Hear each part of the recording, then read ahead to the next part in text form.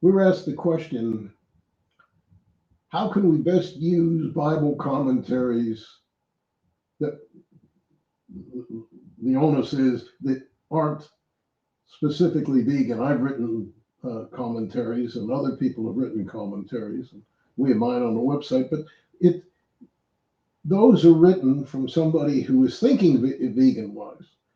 But the majority of what you see online or in books that you have are not based upon vegan living or godly living.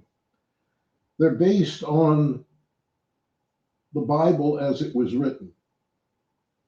And people weren't living in the heavenly will of God.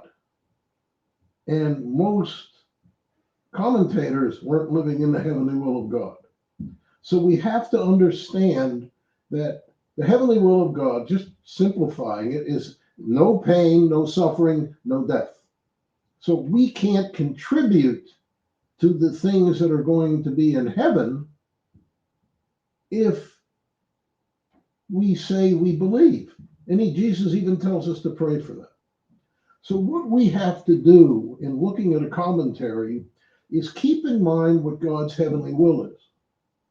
And when you see something that doesn't fit God's heavenly will, and I'm just picking it up in a few points, but that isn't part of unconditional love, compassion, and empathy.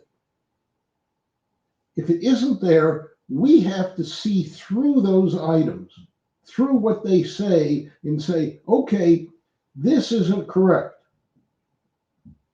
But is the rest of what the person is saying correct? Maybe.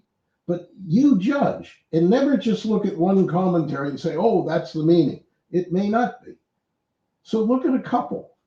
I mean, look at how the Bible has been, in the translations, has been distorted. People will even add words that aren't in the original because that's what they think you want.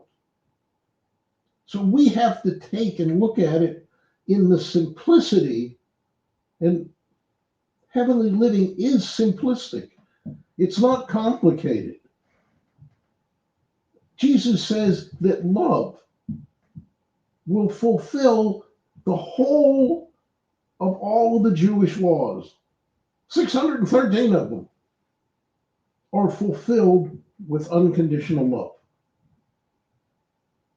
And that's what we've got to think about.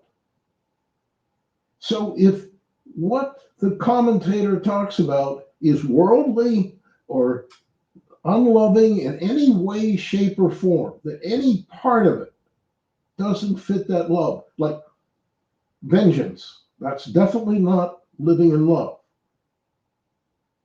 Anything to do with eating of another animal, because that involves suffering and killing, it can't be from God.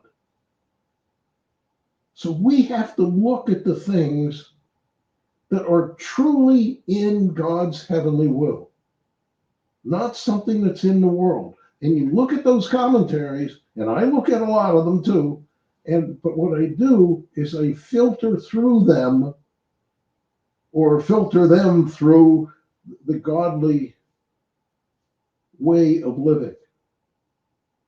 And you'll see the light coming through. Amen.